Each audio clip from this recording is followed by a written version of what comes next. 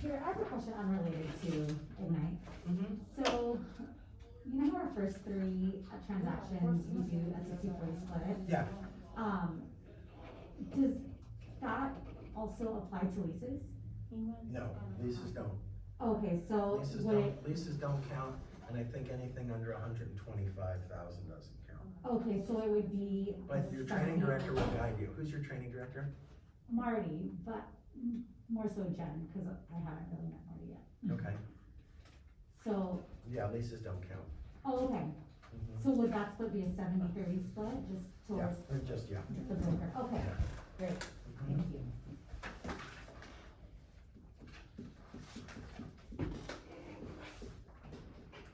Are we gonna be in this one still, the first one, or are we starting right in? No, we're going right into Second package, Yeah. okay. Yeah, because most of the rest are one.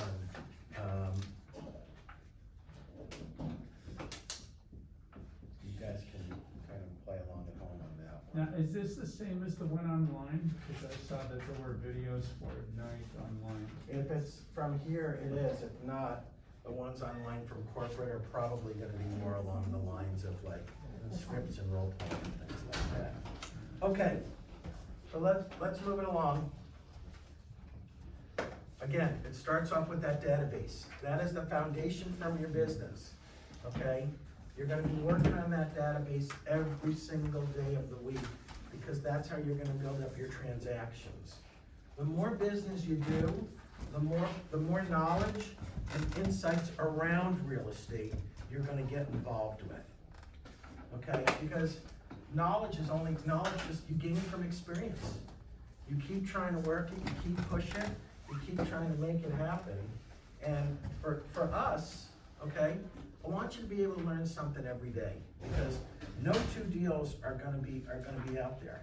So again, I want you to get your head in the game.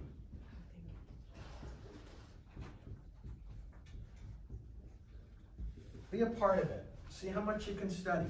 See how much you can learn, because that's really how you're gonna wanna make it work, okay? And by that is when you start doing targeted marketing, I want you to start also thinking about where you're gonna wanna start to farm. You know, most people like to farm in their neighborhood, it's their comfort zone. Okay, you know who's working your neighborhood better than anyone else out there. So I want you to be able to know that. If you feel that your neighborhood is saturated with too many agents, talk to your training director and find something maybe that's an offshoot right off to the side of it so that you can work it, okay? But I want you to be able to make it such that you're gonna enjoy where you're working. Your data is valuable, okay? So whether it's your database, your sphere of influence, you're gonna combine them. Okay? You're gonna have lost touch with people. And when you talk to them, you're gonna be saying, hey, what do you do? What are you doing now? Well, it's funny you say, that's why I reached out to you. I just got into real estate. I just joined Keller Williams, and that's really, why I'm doing it. We worked great together previously. When I first left publishing, we did a lot of business with people that worked with the two companies I was previously at. Referrals, okay? Right now, my referral business is at about 30%. I'd like to get it up there a little higher, but with the way that my business is situated with new construction, there's only so many developers out there, okay? And if you do a good job for a developer, or you do a good job for a client, they're gonna stay loyal to you. They're gonna wanna work with you, and they're gonna wanna hustle with you, okay? Because people like to stay with who they've worked with. It's the nature of the beast. People are creatures of habit. They don't like to change. They don't like to get out of it, especially when they know what you've been doing with them, okay? They wanna be able to get that.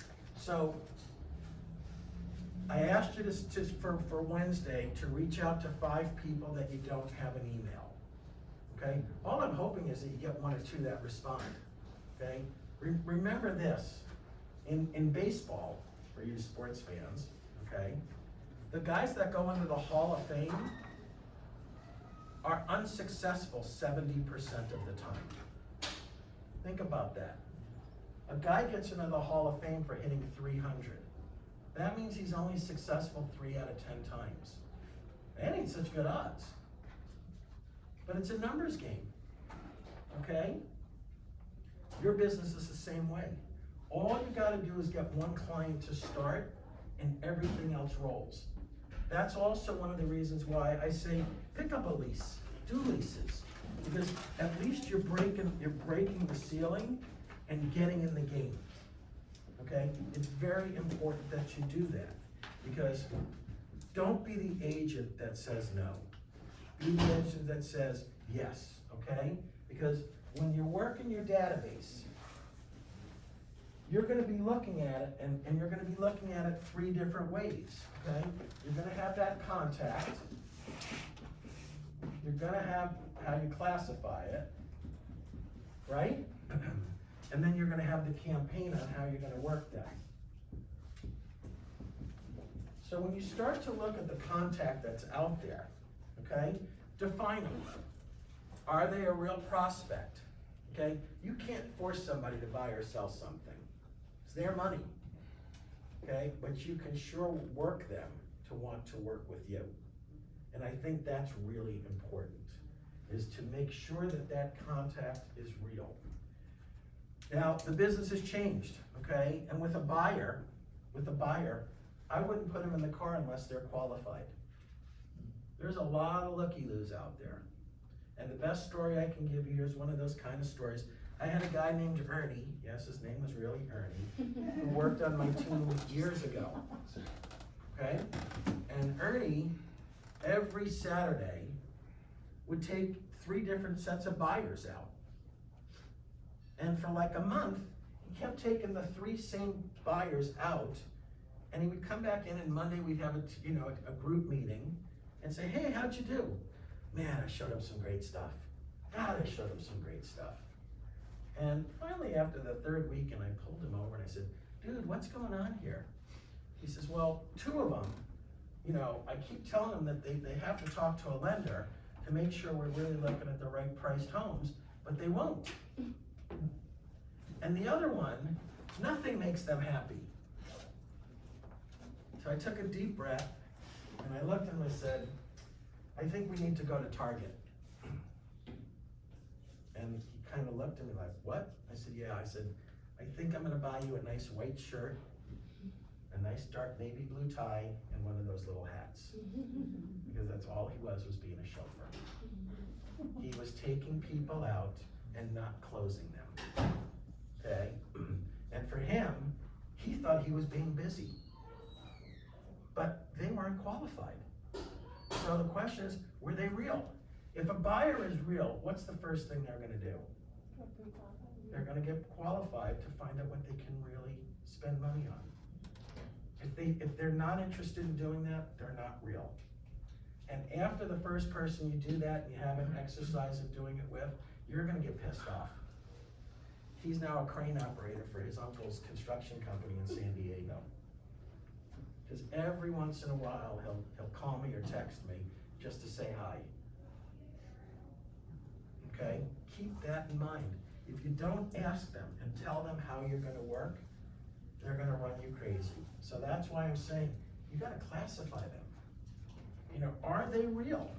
If they're a real buyer, okay, they are going to tell you, yep, I talked to a lender and I'm good for up to $790,000.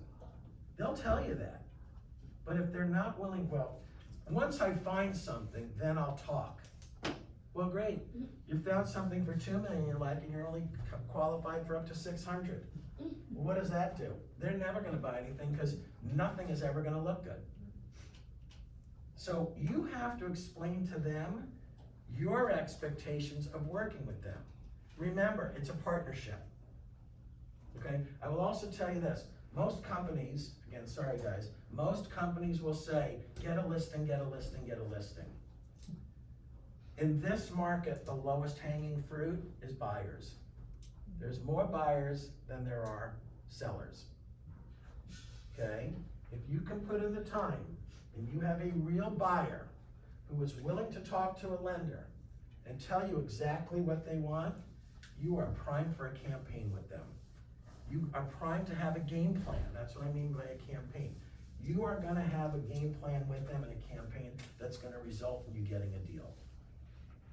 And most people say, damn, it's exhausting showing properties. Well, we're gonna get to the strategy of showing properties, okay? We will get to that. But you're gonna have to be able to say, where have I missed on here?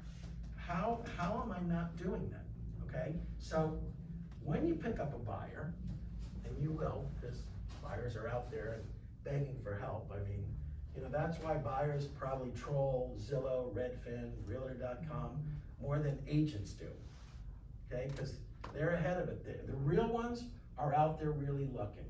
The looky-loos, they're out there looking, but they're not as determined.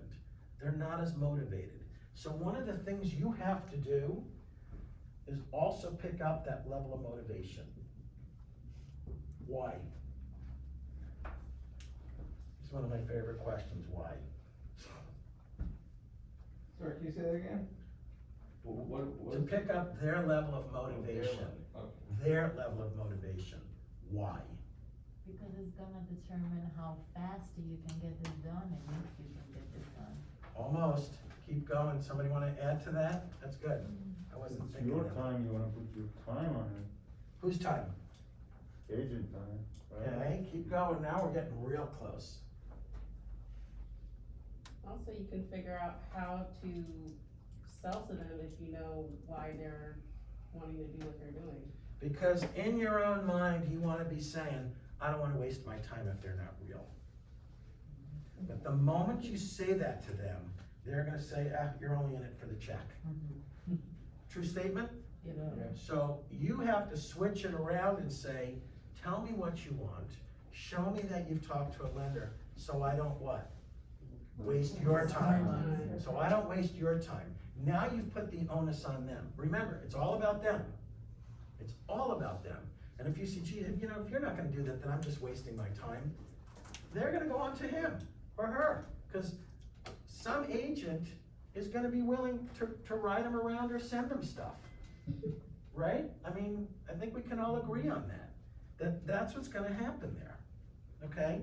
I want you also, as you're branding yourself, when you're doing things, keep your personal and your business separate, on social media especially. Okay, don't be using your personal Facebook page for real estate, because people are just gonna say, uh-oh, I'm not gonna comment on that because they're gonna think I'm interested in that. If it's a business page, fine.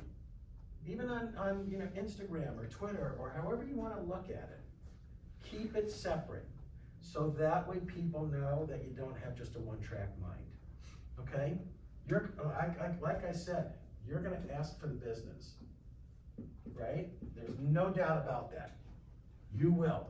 And you're gonna ask people you know, because that's maybe the most uncomfortable move that you're gonna do. But you're gonna find out that those people that really like you, okay, are the ones that are gonna wanna work with you. Now let me just stop on that, because let's talk about family.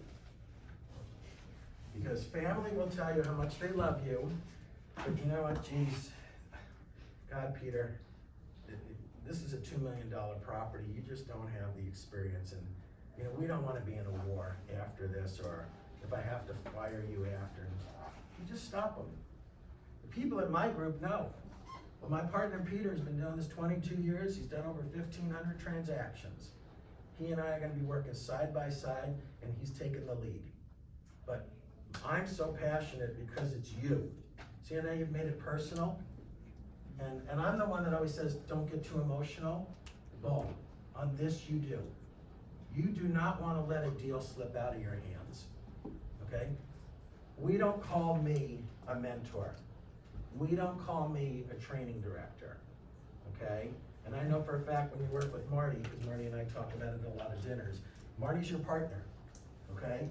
You don't want, well, my mentor, because then all of a sudden it's like, well, how many minutes have you been in the business? Have you been in it more than a day? Well, no, but my partner Peter's been around.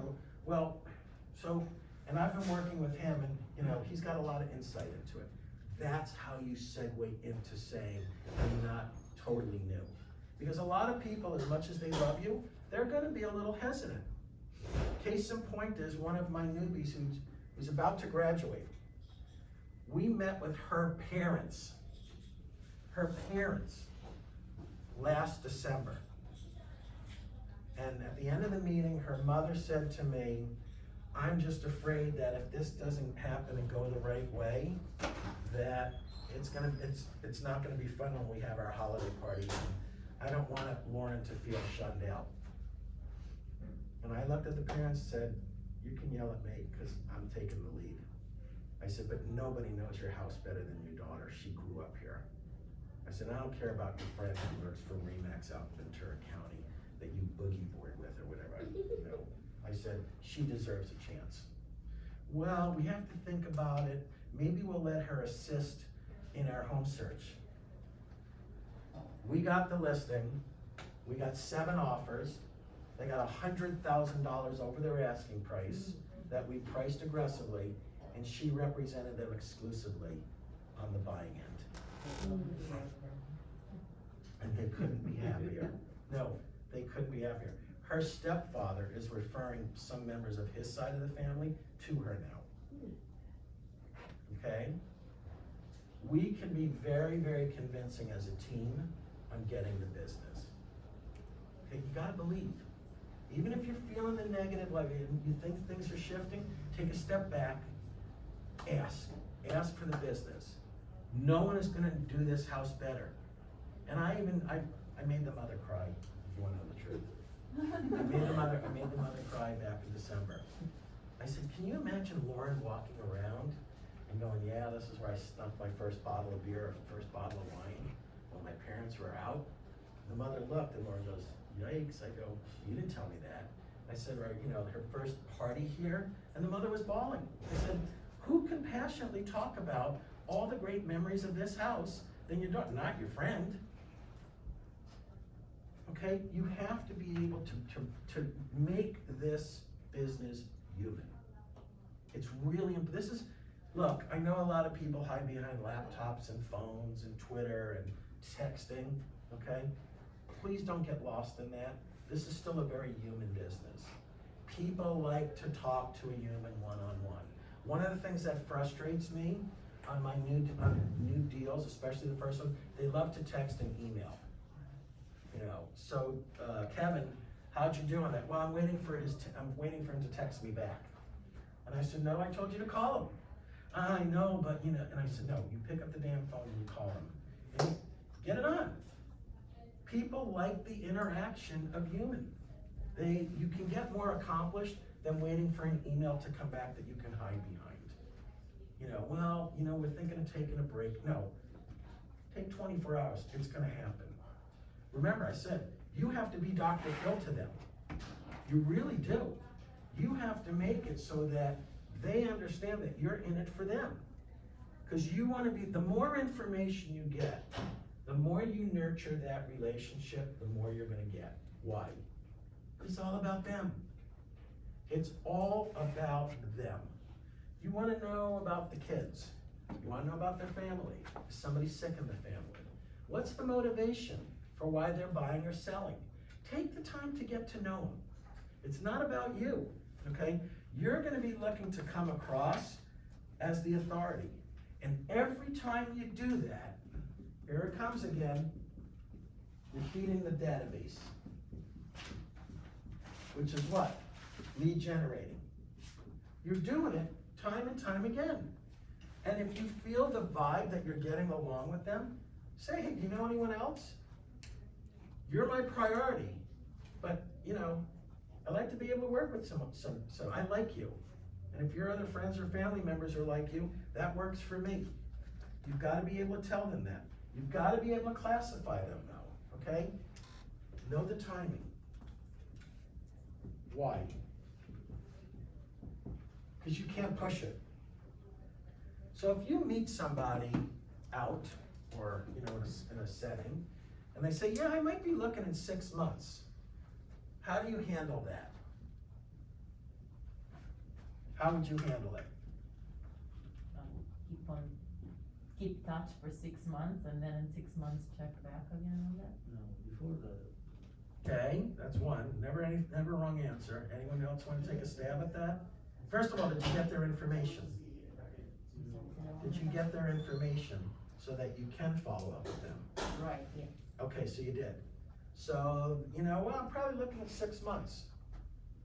My first question, why wait? With interest rates the way they are right now, why wait? What, is there a reason?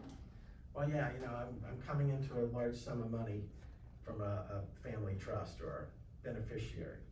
Okay, so, hey, just for shits and giggles, what are you looking for? And if I found the perfect home, would you at least let me show you it? Very, very rarely will they say no. Very rarely. Why? Because they want to get out. And what if it is that home? Now, there are some people that say, well, I would never buy the first home that I saw. Well, I don't know why about that. If it's that home, why do you need to see other things? That's because the grandmother or the aunt told you. Try and keep family members out of the search in the beginning. They'll be your biggest nightmare, because they're the ones that know everything. But, just say, you know what, so what are you looking, because, I'm looking for other clients. I'm looking for other clients. And if I come across something, I'll send it to you. Great. I would say probably 5 out of 10 times, they'll jump and say, you know what, let's go look at it. You're right, why wait? But it will also do what else for you? You're building rapport and then working no more. Because once you build a rapport with them, you're building a relationship. And for them, it's all about, wow, you know what, you listened. Most agents don't. So I want to live south of the boulevard in a 1-story home for nothing over $1 million, and it has to have a pool. I found this great house in Northridge. It's a 2-story, and it has room for a pool. The last time I left Northridge isn't south of the boulevard. A 2-story isn't a single story, and a pool just doesn't mean room for. Okay, those are the people that get pissed and say they didn't listen. Once I said I want to spend $1 million, they're computing in their mind, 25,000. Yes. What do you do when there is, for example, a couple that is buying and there is one person wants something and the other person wants something? What do you show them? Well, you gotta kind of say what's the most important thing, and then you try and merge them together. And sometimes they're not gonna be on the same page. And then you have to really ask the question, are you guys really together? You do. Marriage counseling, Well, no, or you're, so who's making the decision? And I have guessed wrong a lot, I admit it. I have, where I've met a couple at an open house and I start working with them, and the wife is very, very quiet, the husband's very loud, and then maybe well, not loud, but a little bit more aggressive. And then I found out, on the 3rd showing, that it's her father buying the house. And I've been dissing her the whole time, and they said, don't worry, it's a cash deal. Okay, we'll show you the bank account, but it's cash. And they do. And, and you look and say, so make sure you understand who the player is or who the players are that you're working with. Exactly. You gotta classify them. And the other one that maybe is quiet, maybe that's the one that you build a rapport with, because they're the one that's saying, well, you know what, I'm being really quiet, but he's looking out for me. This is good, okay? You never want to diss one versus the other, but you will find yourself gravitating towards maybe the alpha of the two. And when it's reversed, look out, because then it just gets there. So with your contacts, let's just stay on this one, the 6-monther, okay? Ask, probe. I'm asking because I don't want to waste your time. I want to make it easy for you, but if it's okay with you, do you mind if I send you stuff just so at least you have an idea what you can get in the areas you want? It's pretty innocent, isn't it? Yeah, but just, don't overwhelm me. If I do see something, and it never fails, that house on Aldea really is cute. Well, you want to see it? you know, we're not really ready, but boy, it sure does look good. Well, it's on lockbox and vacant, we can, you know, it's easy. Do you think you can get us in there in 2 days? I don't know if it'll still be available, it just hit the market. See how all of a sudden the dialogue and the back and forth, the bantering starts? Because you're talking about them, something that you listen to, not, well, I think you'll like this. And you hear that from a lot of agents. You know, I did a quick one. There was nothing in Woodland Hills, so I looked and there's great stuff in Reseda. Yeah. Well, and I think you should look there. Well, you're not buying it, so I don't care what you think. This is where we want to live. Well, it doesn't exist. And you know what? If this is not, you know, if we're willing to be patient, and if you can't be, we'll find an agent that will. You have to do it on their time, on their dollar, and their speed. Yeah. How do you, if somebody's asking for a place like you had that example of like south of the Boulevard for $1 million, how honest do you get with your clients in terms of, Yeah. like, I guess what I'm trying to ask is, well, if Just there's, be there's direct, nothing just be out. direct, just If be it's direct. not realistic. Just be direct with me. I want you to be direct. During these, this is why I don't like doing Zoom. This is why I like being here, because I can't get this. I want you to be as direct with me, because I'll answer you right back, okay? I live in a very black and white world, and I don't mean racial. Yeah. I mean, I have very little gray matter. Right. I don't, okay?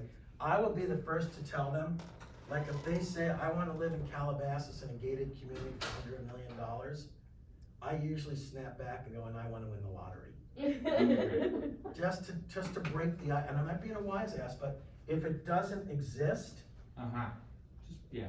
just say, look, you know what? Here, you know, you want the house completely done. I'll start asking you questions. Yeah, we don't wanna do any more. Well, there's a great house in south of the Boulevard in Tarzana for $879. It burned down 2 years ago and it's been sitting there. You just said it's perfect. Yeah, it's perfectly burned out. But that's what's available. Right. And what does that also show the client? You're not gonna jerk them around. That's one thing. I'm looking for something else. Just You know honesty, what you're talking transparency. about? Tell me, You know what you're talking about? what do you mean talking about? You know the area? Thank you. That's stop. No more. That's the answer I was looking for. You know the area. And sometimes it costs a little gas to go drive it. Because, you know, they could, the description, the MLS could make this thing be, you know, for the Rockefellers or the Vanderbilts. And then you pull up and it's, well, that doesn't even look like the house. And yes, every once in a while, remember I said they had to have a pool? Every once in a while, an agent will slip in a photo of a pool, and when you get there, guess what? That house doesn't have a pool. It does happen once in a while. Yeah, not that an agent would lie ever, of course. No. But yes, it does happen, but you just nailed it. You're showing them that you know the area, okay? Ask them, why does it have to be in Tarzana, south of the Boulevard? Well, we just, you know, we've heard so many great things about that Wilbur School, Wilbur Elementary. It's amazing. Okay, well, you know, does it have to be south of the Boulevard? Well, you know, everyone I talk to says if you don't live south of the Boulevard, you don't know Jack, right? And then, you know what my favorite story is? Well, do you know where Amistoy Estates is? Does anyone know where Amistoy Estates is? Amistoy Estates is north of the Boulevard. It's in between Encino Avenue and White Oak. If you ever drive back in there, there's no sidewalks or curbs. The average price home back there starts at about $3 million. Oh, did I tell you it's north of the Boulevard? All celebrities. Ray Romano lives back there. That house that the Dodger, Puig, kept getting broken into, that's back there. Oh, good. Yeah, no, it's just, you know, but I'm just saying, sometimes you have to what? Educate them on other things. You know, we're public school people, but we really want the top rated schools. So then you start talking about El Camino. Or maybe you talk about Granada Hills or Northridge with Nobel, Welby Way, Granada Hills Charter. okay? Or in Encino now, Lanai has come a long, long way. I'm a big schoolie, by the way. And I don't know if it's because I taught a year, but I'm really big on knowing the neighborhood schools. Okay, really big on that, because if I'm gonna do work with young couples with kids, that's a big thing for them. And in tough times, one of the first things that does get cut are private schools. They just, private school kid? No, Carpenter, Carpenter, we okay. actually sold our house to move into Studio City to get into the Carpenter School District, cause I didn't wanna pay for private school. Right, and because Got lotteried in, You didn't did have get- to have you did solar. get lottery? We did, What, Reese just now? no, last year. I thought they had done away with that where you couldn't even use a post office box anymore for Weird. Carpenter. No, yeah, we got lotteried in, we. Good for you, congrats. Yeah. So you're set up then for Walter Reed too, right? Middle Yes. school, so you gotta know Yeah. that, okay. Neighborhood knowledge, you wanna pick up on that stuff, okay? Here's a guy in Studio City, and we're communicating about why he moved there, right? Think about it, it's all about him, right? How old are your kids? 6 and 3. Okay, so you're golden. Yeah. You're golden. I want you to remember that. I want you to set up your programs so you're constantly reaching out and touching someone. Okay? I want you to be able to note what they're looking for.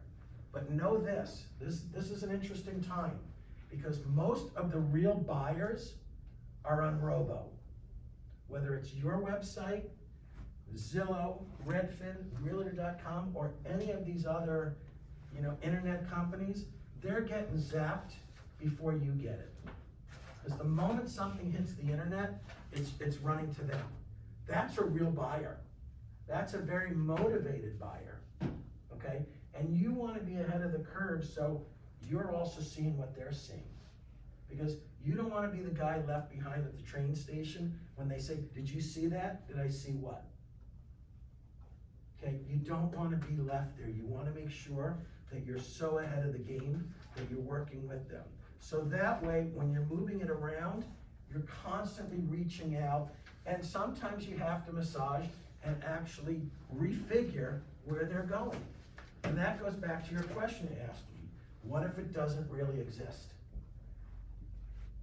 Okay, you have to pivot and say, look, are you willing to look at this? I had a client for the longest time, he wanted to live in Calabasas, couldn't find anything, he wound up moving to Woodland Hills. Now, he's an old friend of mine from Tarzan, he goes, I'm moving one town over. Great.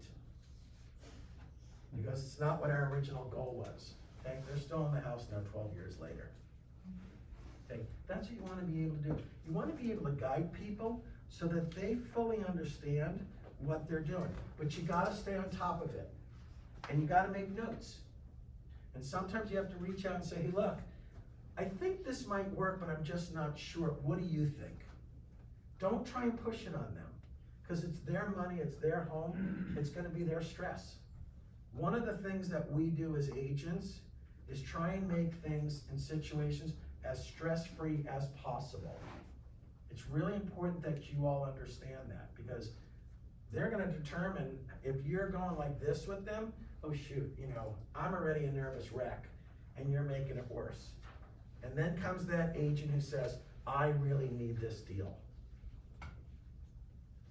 Yeah, you hear that? I really need this deal. So it's all about the commission instead of, getting to the place of the promised land. Well, subconsciously, yeah, it's all about that commission because you don't want to work for free. But the reality of it is your client is the one that you're really looking out for, okay? So you gotta become a database master. You've got to be able to say, what's our timing? What's our game plan? Have you spoken to a lender? And you have to educate them. So this is how I operate. This is how I like to do things, okay? You're gonna get, maybe you meet somebody or somebody's referred to you and they haven't been in the house game for 30 years. And maybe they're downsizing. You have to educate them on the process. Because years ago, people used to drive around on their own, and when they found one, then they told their agent, get me in here. And years ago, you didn't need to be pre-approved to be able to go in. Now, If they're not, what if they walk in and find their dream home? You can't write. Because if you can't present 3 things with an offer, it won't be presented. Proof of funds, FICO scores, and a pre-approval letter. Those are a must in real estate today, along with an offer. You have to be able to show you have the funds, you have to be able to show you have the credit, and you have to show that you've already talked to a lender who's at least gotten somewhat of your financial information to be able to make a determination. Because too many times people's ego are, well, I can spend $1 million, I just don't want to. And then when they look to see what's really there, you find out that they're really only a $700,000 buyer. I have a question about proof of funds. Yeah. Cause I've had to run into a few situations and Okay? what's like, how much do you have to have, like, what is the, is it just like, take a picture of your bank statement, or like, I feel like it's a very loose term, and I don't, and luckily it's always worked out thus far with the clients So that I've with, had. so with proof of funds, if you're saying that you're putting on $1 million, 50% down, you have to show $500,000. So it comes down to whatever your down payment. Yes, sir. And a little bit more for your closing costs. And it's gotta be within 60 days, that statement. It can't be from 6 months ago, because things move around in bank accounts real quick. Okay, so it's. okay. Fresh, it's gotta be a fresh statement. So typically, this would be like 20% of whatever the, got it, If that's what, if it's $1 million and it's 20% down, and you show that. you probably gotta show about 250,000. Sorry, you said within how many days? It's gotta be, the statement's gotta be no older than 60 days. The pre-approval letter can't be any older than 45 days. But this is only with conventional loans, right? Anything, any type of financing. So even FHA Oh loans? my God, FHA's even more, yeah. Yeah, cause it's a government loan. And you've gotta be able to make sure you can show that 3.5 to 5%. Yeah, absolutely. Mm-hmm. And how often do you, I've used a guy, that my team leader knows, cause going with your keeping things as least stressful as possible. Mhm. I kept finding myself like saying, you know, hey, I asked this woman who was, you know, she's very wealthy or whatever, but like I kept saying, hey, we need proof of funds, we need proof of funds. Yeah, I'll show it to you when I need to. You know, sure, and it's this like kinda, so I ultimately, what I did is I basically got the phone number to her business manager, did it all for her. Mhm. But like, how often, I guess, are you running into that situation, and how often So, should I do that? Like, I wanna keep things as least as stressful, but I also wanna be like, just so get the damn letter. that's where you make sure you talk to the lender, and you have the lender extract the FICO scores and the proof of funds and the letter, and have them email that to you. That way they don't feel like you're infringing on their data. So use the I lender. get on the phone with the lender, Yeah. just, okay. Yeah, you know, you're dealing with business managers on your part of whether it's an athlete or celebrity, so there's a different kind of mix. But make the lender be part of the team, because when it comes down to it at the end, the lender sometimes can be your worst nightmare. Oh, yeah. Because the lender is the one sometimes that will say, in the very beginning, oh, easiest loan I'm ever gonna do. Oh, we can close it in 20 days. Yeah. Oh, it's the best. And then when you call the lender and say, hey, we just opened up escrow, I'm gonna need about 79 days. Yeah. Well, why? Well, because Christmas is coming up in 40 of those days. And then after that, Hanukkah, and I'm taking 3 days off, and they'll find excuses, because then the pressure falls to them. But we'll get through all that process, and I'm not making fun of lenders, I'm just telling you the way they'll tell you right up front, easiest loan I'm ever gonna do. Can of corn, no brainer, and then, wow, this one's gonna be tough. And they get that turkey neck, going, and they start on that. So I want you to understand that you gotta put it all together. One of the things you're doing is you're being your own team leader. It's funny that you brought that up, because that was the next thing I was gonna go on to, is You're the one who's gonna organize the plan.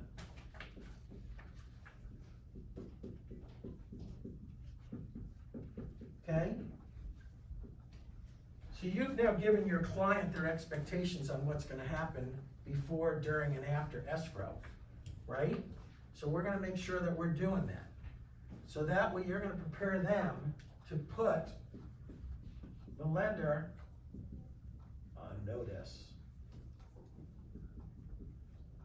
Because the lender's gonna be the first one to say, well, the buyer's gone underground, and, you know, I'm not getting my paperwork and the stuff I need to get this loan, so I'm not gonna be able to do it in 20 days. Well, how much longer are you gonna need? Because you told me to write the offer 20. Well, I'm gonna need 78 days. Well, wait a minute.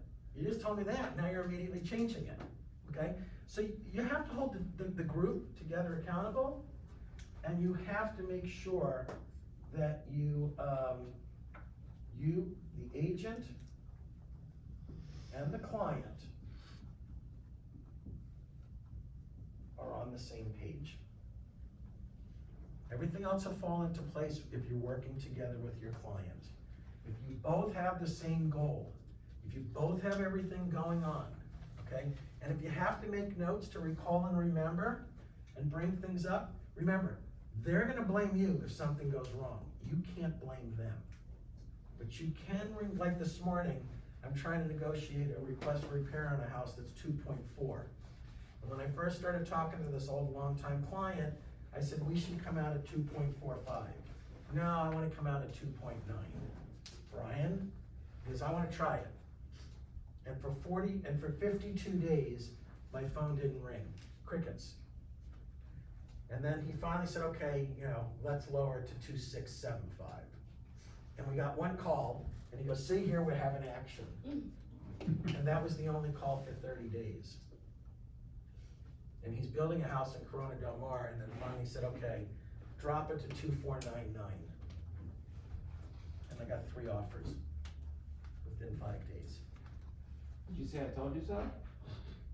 Indirectly. That's what I mean, going to the client. So this morning, the moral of the story is, this morning when we're negotiating, he goes, I'm selling the house as is, I already dropped the price, they're getting a steal. I said, no, you put it to where I said, and I took my phone, and I said, here's the email from back in February. And I said, let's list it at 2.479. Well, you know, that's bullshit, you know. He's a great guy, but he's one of those smartest guys in the room, and he's smarter than all of us together, okay? So I just said, you know what, we're not responding today, sleep on it. I said, if you wanna blow this, just instead of repairs, we're gonna offer a credit. And immediately, well, you agents should kick in, I'm already, you know, blah, blah, blah, blah, blah. I said, no. I said, I've already given you a long-term client haircut. I shaved a little off my commission for him. This is like the 6th or 7th deal I've done, so I'm okay. And at the price range, I'm really good. And I said, I'm not gonna beg the other side. I said, we're not doing well then the deal, Mike. I said, good, you know, you wanna blow a $2.5 million deal over $7,500? Well, I'll give him $1,500 and then I'll give him my gym equipment and the patio furniture, which, you know, when I bought it 20 years ago, I spent $28,000. I said, okay, and you're in the insurance business, so what do you really think it's worth now? 4? But this is where you got to, you know, and I just said, you know what, I'm not gonna argue with you today, but you wanna blow this deal, well, you need to figure out how to make it happen. And I just, you find yourself sometimes going uphill, even with your client, who you know really wants to sell. And again, like I said, keep your head in the game, because sometimes it's who's gonna blink first. And you're gonna always have to remember that. Don't lose sight of the prize, okay? Because the prize is also, it's a 22-day escrow. And we're now 9 days into it. He's 13 days away. He owes nothing on the house, nothing. And he's arguing over $7,500 because of gym equipment and patio furniture. That's how it always is, though. I feel like it's the smallest stuff. Always, nonsense. did he blow up the deal or? No, we're just, Oh, this is now.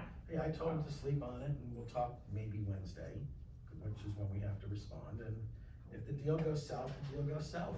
And, oh well, one of the backup offers already is in escrow on something else, and the other backup offer's just pissed at him because he came back at a higher price on the counter once we were in escrow. So, from that, from that angle, it's one of those kind of things, okay? So I want you to keep that in mind as we're moving forward on how we're doing things. Okay, keep your eye out so that you stay going win, so that way you can have that aha moment, which is, we closed. So that way you look and say, I achieved my goal, I took care of my client, but they're never wrong. And trust me, he'll come back and say, just do the damn thing, I can't believe I had to do that. They're not wrong on that, but on your question going back, let the lender put that stuff together. Let him be the one to get the bank statement, let him be the one to get the FICO scores, because you also don't wanna dabble in that. Anyone know why? But a pre-approval letter, they don't have, a lot of times, I don't know if the client wants them seeing their bank account stuff. Who, the lender or the other side? The lenders, You have to, with an offer, you must present a pre-approval. Oh, with an offer, yeah, I'm just Okay. talking like Bless you. going and You, looking you, at. no, you have to. I mean, there are some times where I will say to somebody, can I see a pre-approval before I take you out in the car? Before we start looking? Yeah. Why? Because I wanna make, or better yet, who's your lender? Is the best way around it, who's the lender? Because the lender will be the one who says, you know what, they're really good for $1 million, but they don't wanna go above 800. But they're good for $1 million, they just don't want the extra payment. The lender will be honest. Yeah. Because the lender looks, he makes more money on a higher price, you make more money on a higher price, Yeah. and there's more out there on a higher price. Right? Yeah. Okay? So keep that in mind as you're moving forward, but you've got to make sure that you have the end game in place. Don't ever let your client not think that you're not giving the expectations from both ends. And it's give and take. Look, you expect me to be out there in the forefront and make sure that I get everything to you. I expect you to be ready to go the moment something comes up. Because in this market, if it's where you wanna live, it's not gonna last. And sometimes you might come across a little pushy, okay? But you're the one, you're trying to satisfy their needs. You're trying to get to them to the finish line. Questions? Nobody's got a question? I have. Okay, good. So when we were talking earlier about, like knowing your neighborhood, knowing the school districts and stuff like that. Yeah. How would you actually go about, would you just Google like top public schools and, in the area, because, Go ahead. I grew up in private schools, so I only know certain private alright. schools. Wait, hold on, did everyone sign this for round 2? Oh, for No? round two? This is round 2, you gotta Yeah. sign both. So, okay, go ahead, sorry. Yeah, cause Yeah, sure. Thank you.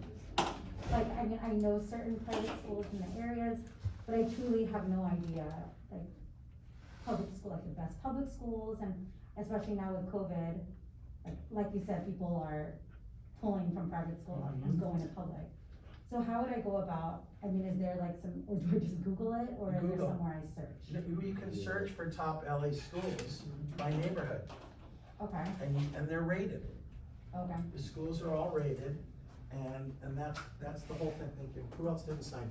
You didn't sign it. No, you wanna be able to look, so that way you know where the top schools are. And they are dotted all over the place. Dixie Canyon, Carpenter, Wilbur, Welby Way, Nobel, the schools out in West Hills. Okay, Lanai, they're all out there. Kester Elementary's a good school now, okay.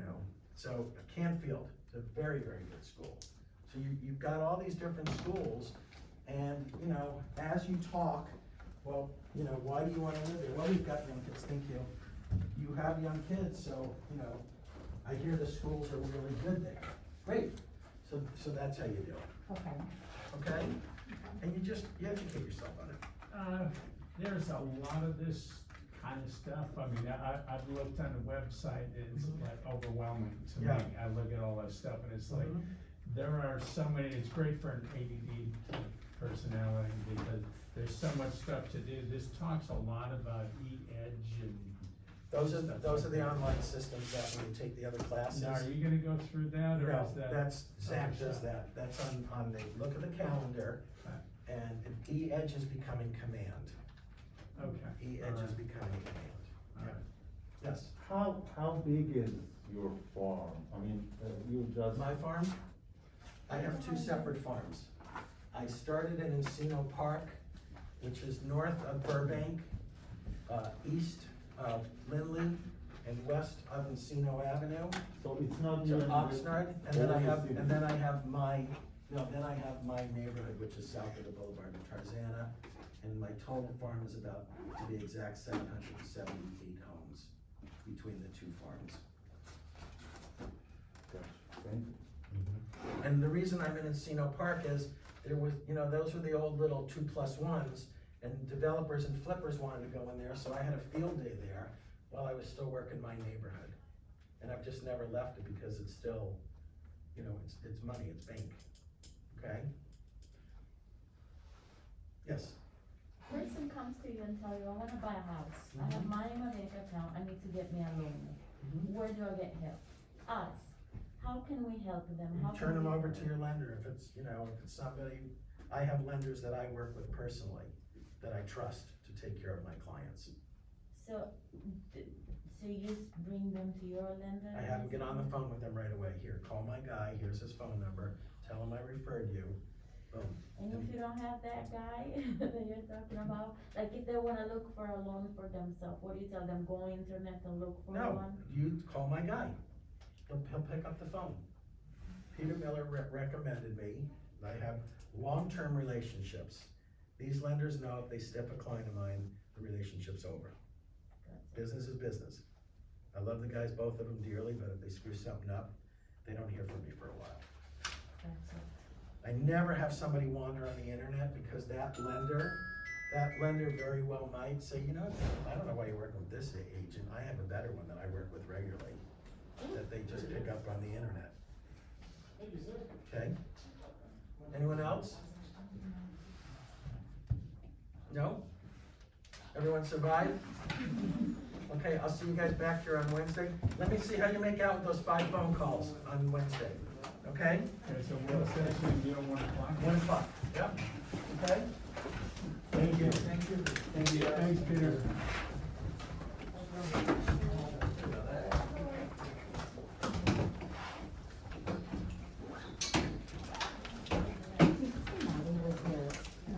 I work for Jennifer. and Oh, you do? Okay. I'm in house already. Oh, okay, yeah, I was curious, 'cause, I haven't, they assigned me to marketing session, but I've only been. Oh, not Jen, yeah, she's my cousin. No, I work with Jen all the time, I Okay. love her. Love it, okay. Oh, she's your cousin too? Yeah, Yeah, I love her, awesome. but I was